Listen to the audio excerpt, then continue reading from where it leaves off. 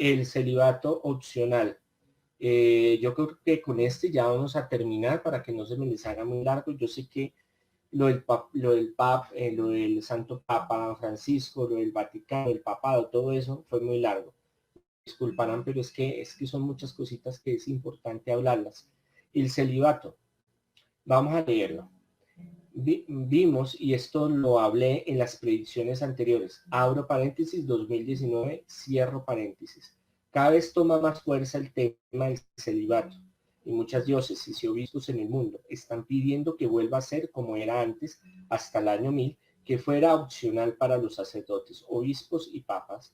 El que quisiera ser casado con hijos bajo unos parámetros o célibe, que quiere decir en latín soltero. Aquí el problema es que el Papa Francisco, con lo de la Amazonía, ha tratado de hacer un guiño, aunque varias veces ha dicho que no quiere que el celibato se levante, porque ellos lo ven como un don. Sí, claro, San Pablo dice que es un don si se sabe manejar, y si no se sabe manejar es un gran problema. Según estadísticas, no lo digo yo, en paréntesis, abro paréntesis, cierro paréntesis, investigaciones muy serias en Europa, en Estados Unidos, han determinado que aproximadamente el 80% del clero en la Iglesia romana es homosexual. Eso también frena un poco la opción del celibato, porque es para que sea opcional. ¿Por qué? ¿Se van a casar entre ellos? Pregunto yo. ¿Por qué muchos entraron al sacerdocio?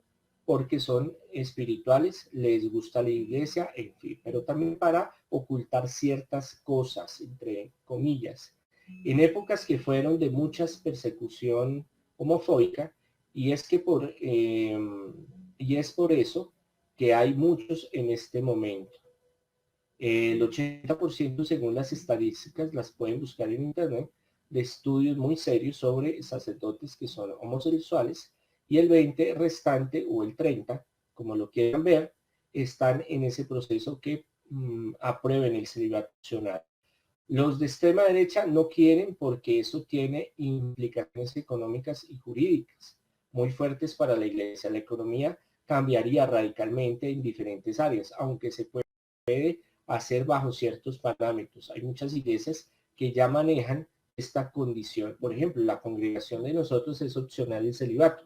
Cabe destacar que de aprobarse, la estructura económica tendría que hacer algunas variaciones para ser aprobado.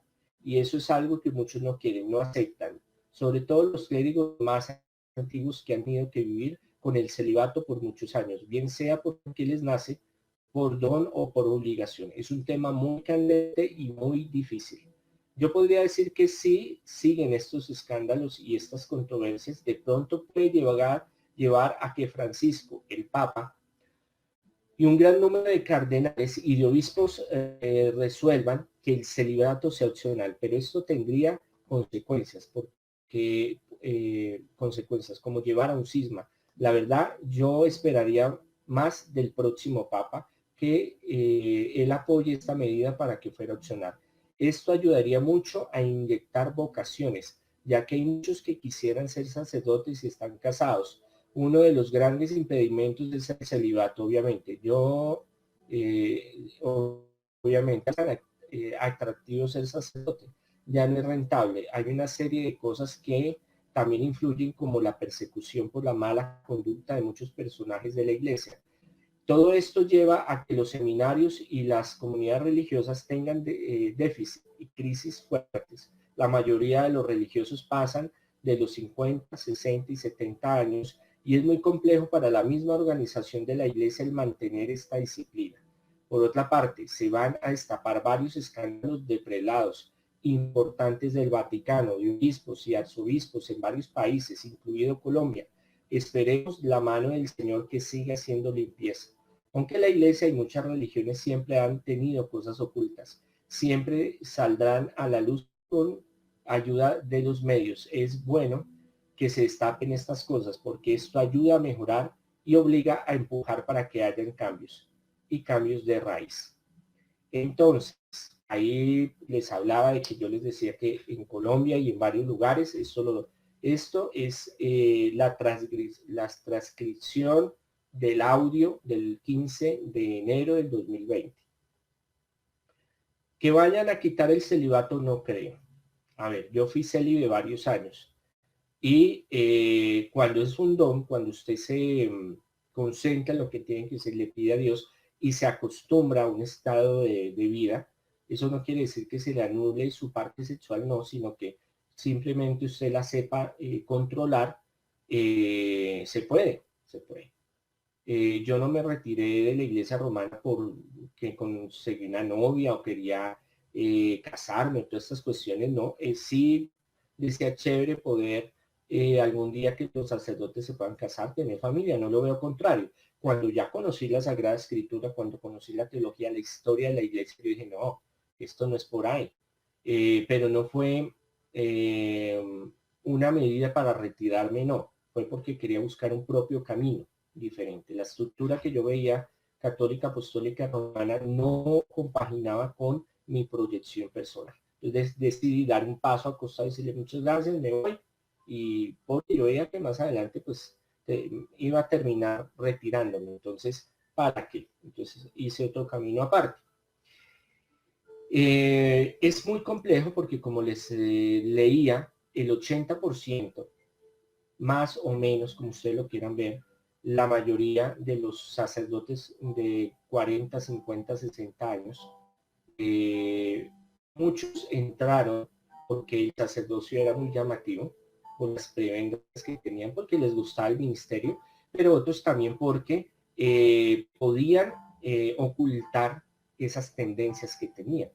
No es lo mismo decir el padre con el seminarista que el padre con la secretaria. Y inmediatamente se le cruzan a la gente los cables y van a decir, soy algo ahí metido, soy gato encerrado. Claro. Entonces, la costumbre de ver entre hombres, ¿no? Se ve normal, pero dentro de la iglesia, cuando yo estuve, conocí muchos casos. No tuve ningún problema con nadie, pero sí conocí de casos. Y ahorita se ha ido destapando todo lo que ha sucedido y es una cosa muy fuerte que hay.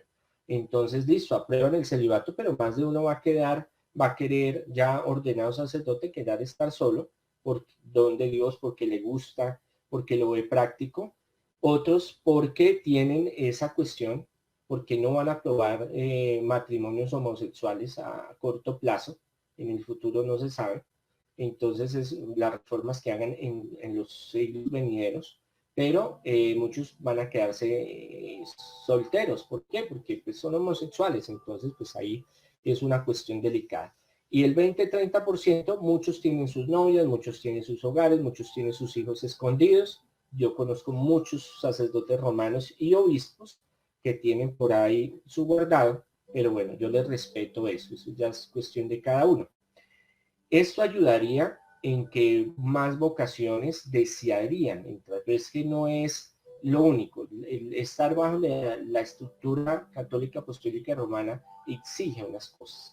Entonces, es complicado el ser sacerdote como tal, es muy difícil, hay que orar mucho por los sacerdotes de todas las iglesias, espiritualidades, religiones. Es muy difícil porque el enemigo nos ataca fuertemente.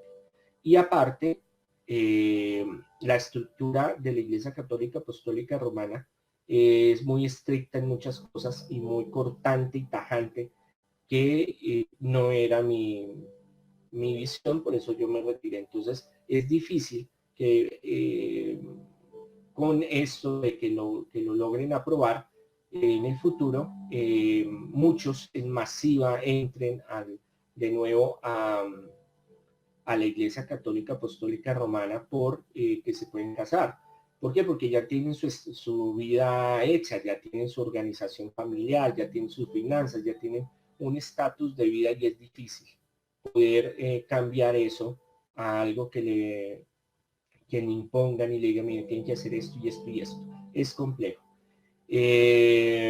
No creo que el Papa Francisco vaya a aceptar, aunque él por ahí vio algunos visos como señales de que sí lo iba como a hablar y cuando a veces era ambiguo cuando le preguntan en el avión papal y toda esta cuestión, en los viajes. Pero la cuestión es que con el tiempo tiene que haber una reforma. y esto va a ser complicado. Y esto puede, muchos de los más viejos, de los que tienen el poder, no quiere que se quite el celibato, porque a ellos les tocó aguantarse toda la vida porque creen en el celibato. Algunos, hay teologías y hay libros sobre el don de la castidad y el don del celibato, que son dos cosas diferentes. Un día esto les hablaré, pero ya es una cuestión de filosofía, porque no es que Jesús lo haya instaurado, es una normatividad que se creó después en la iglesia romana, latina, iglesia latina. Esto hasta que llegan los plumajes, los toros sentados, allá los cardenales y toda esta gente, y que eso afecta económicamente fuerte a la estructura que llevan por siglos. Pero como ya está viéndose tan afectada la estructura económica con esto de la pandemia, pues no van a querer en este momento hacer un revolcón, a crear muchas políticas y muchas formas que han trabajado por años y siglos, tienen organizados para desorganizar, por dar esta aprobación a muchos grupos y sacerdotes en varios países. Alemania es uno, Estados Unidos es otro, aunque Estados Unidos es conservador, pero hay muchos en el mundo que estarían muy felices de que se aprobara la opción. Pero hasta el momento yo no la veo, como lo escribí ahí en el 2020, no la veo, ahorita no la veo, esperemos a ver qué sucede. Ahora, si aprobaran el trato opcional en la iglesia romana, yo volvería a la iglesia romana, yo no volvería, porque yo ya tengo un proyecto, ya hay una organización que es la congregación, tenemos nuestra forma de trabajar y entrar a ellos es perder eso. Entonces, sí me han dicho algunos que están en la iglesia romana, me dicen, venga, pues monseñor, ¿por qué no regresa? O me dicen tirados los que me tienen más confianza de hace años del seminario, pero no. Espero que esto les haya servido bastante. Bueno, vamos a ver las evidencias y ya terminamos. Papa reafirma apego a celibato de sacerdotes salvo casos excepcionales. Lo que pasó, el gran escándalo que se dio en la Amazonía por ordenar a algunos sacerdotes ya maduros, viejos, maduros ya de edad, 13 de enero del 2020. El Papa Francisco ignoró la propuesta de abolir el celibato en la Amazonía. New France 24.com, 12 de febrero del 2020. ¿Por qué la Iglesia Católica se empeña en el celibato? Entonces, CN, muy buen artículo, 13 de febrero del 2020. El celibato sacerdotal según el concilio. Entonces, muy bueno también. Vatican News, perdónenme la pronunciación, 14 de enero del 2020. Hola y bienvenidos a este nuevo episodio de Reporteros del Documental. Soy Raúl Blanco, un gusto acompañarlos hoy por Herminia Fernández. La Iglesia Católica impone restricciones drásticas a quienes le sirven. A diferencia de los monjes, los sacerdotes no hacen voto de castidad, sino que están obligados al celibato y por lo tanto a la abstinencia total. Sin embargo, muchos sacerdotes tienen una vida sexual activa y están en relaciones amorosas, heterosexuales y homosexuales. En el siguiente Reporteros el Documental, algunos sacerdotes franceses y sus parejas acordaron hablar sobre su doble vida. Veamos.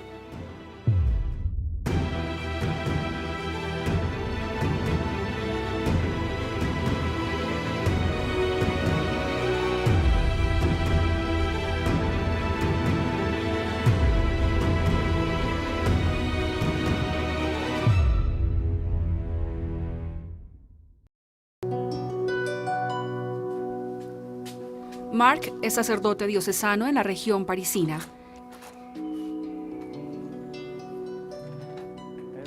Este domingo, como todos los otros, desde hace 17 años, celebrará la misa.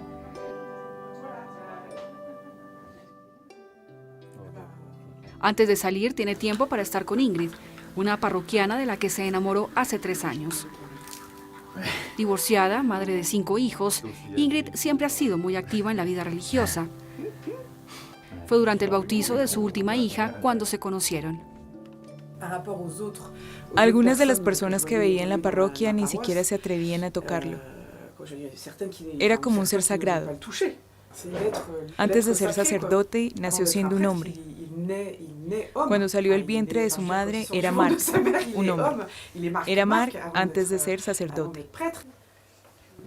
Durante mucho tiempo sufrí por haber sido puesto en una categoría distinta.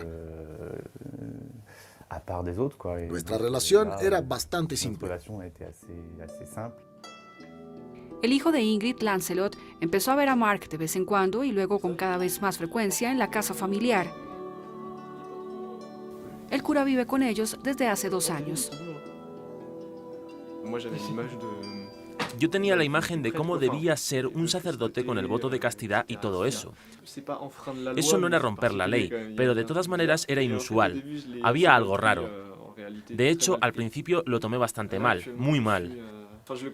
Pero ahora realmente lo considero como un padre. Educado en una familia muy creyente, Marc fue scout y luego monaguillo. En la universidad tuvo novias. Entró al seminario a los 22 años. Las mujeres se convirtieron entonces en un peligro.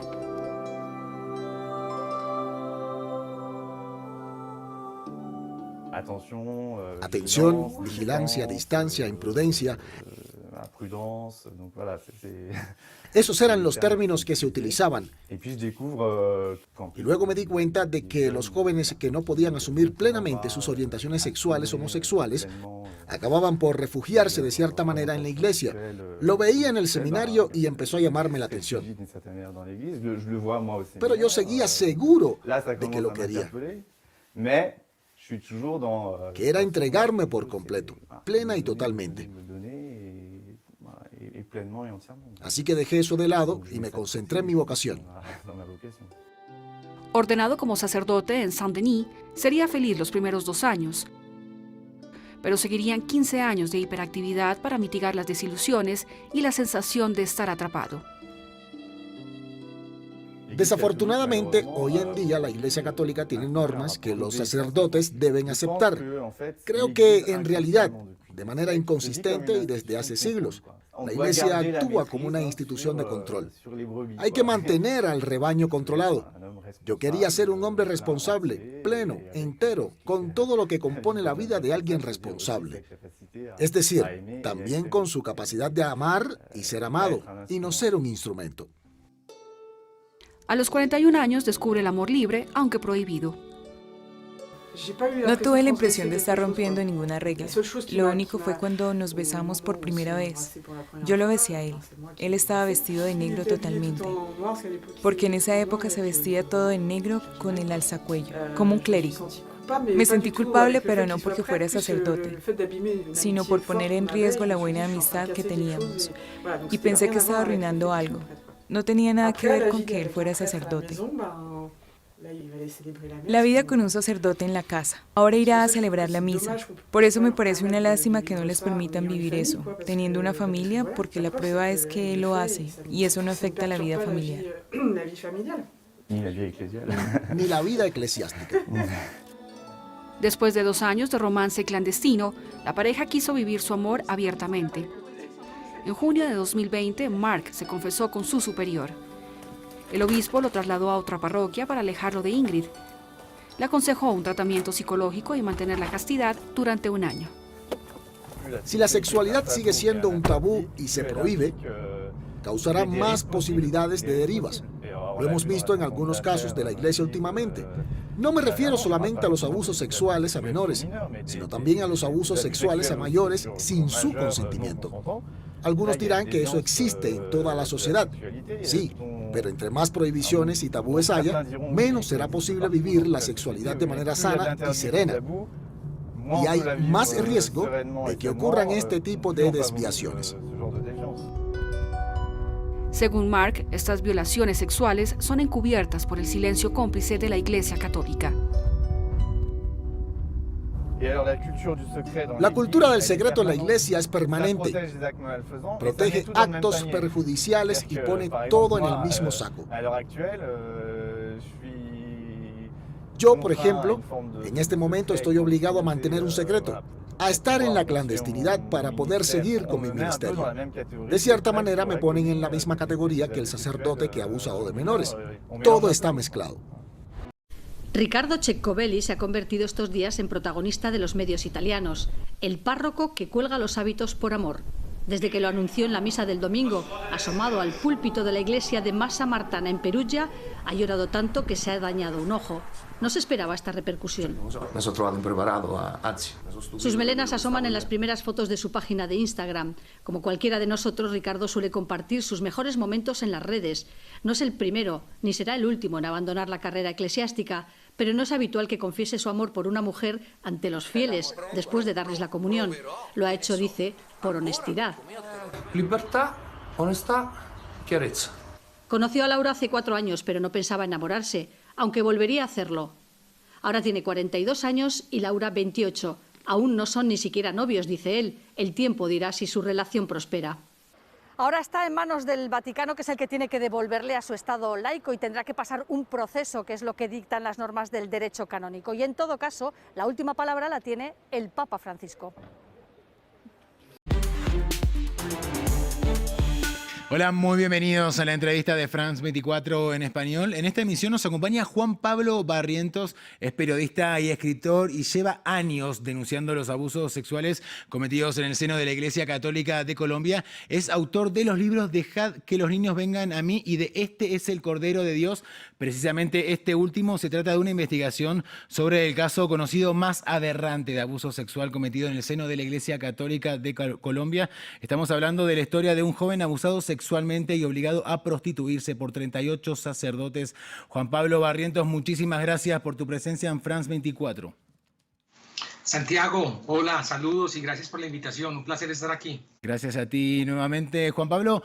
Tu libro es la historia de Pedro, un hombre, por supuesto, cambiado por motivos de seguridad, claro está, pero también la historia de 3 mujeres claves para que la historia de Pedro no quedara enterrada. Comencemos precisamente por ellas, porque todo comenzó de una manera bastante particular, ¿verdad? El arzobispo de la ciudad colombiana de Villavicencio encargó a 3 mujeres, todas creyentes ellas, por supuesto, que conformen una comisión cuyo objetivo era velar por el cuidado de niños, niñas, también de adolescentes. Finalmente descubrieron denuncias que este obispo mismo estaba ocultando y fueron elegidas creyendo que iban a empatizar más con la iglesia que con cualquier víctima, ¿verdad? Que pudieran encontrar. Contamos cómo empezó todo esto. Mejor resumen, Santiago. La génesis de esta historia, la historia de Pedro, es la historia prácticamente o parte de 3 mujeres. 2 de ellas que hacían parte de una comisión que desde 2019 el Papa les ordenó a todos los obispos del mundo crear para que los curas no violen niños. Así de grave es la situación en la Iglesia Católica. El Papa les ordenó a todos los obispos que en estas comisiones hubiera todo tipo de profesionales, incluyendo abogados. Entonces faltaban los 2 abogados en Villavicencio y es cuando el arzobispo invita a 2 mujeres jubiladas, devotas, de misa diaria, pero también madres de familia, 2 mujeres que se desempeñaron en cargos estatales, que lo hicieron muy bien, que fueron disciplinadas, que fueron responsables. Y que Monseñor pensó que porque ellas iban simplemente a misa todos los días, iban a cohonestar todo lo que él estaba haciendo al encubrir a todos estos sacerdotes. Y se equivocó, pues cuando estas 2 mujeres escuchan accidentalmente sobre la denuncia de Pedro, pues se enfrentan al arzobispo, se enfrentan a toda la jerarquía y le exigen al arzobispo que suspenda a esos sacerdotes y que lleve este caso también a la autoridad civil. La tercera mujer, que es Claudia Carrasquilla, asumió la defensa de Pedro en toda esta batalla que él tiene ahora con la iglesia y que tiene en la Fiscalía General. Entonces es una historia trágica, la historia del abuso de este hombre, pero es una historia también esperanzadora y es la historia de 3 mujeres creyentes que se enfrentaron a los más altas jerarcas colombianos. Ahora, Juan Pablo,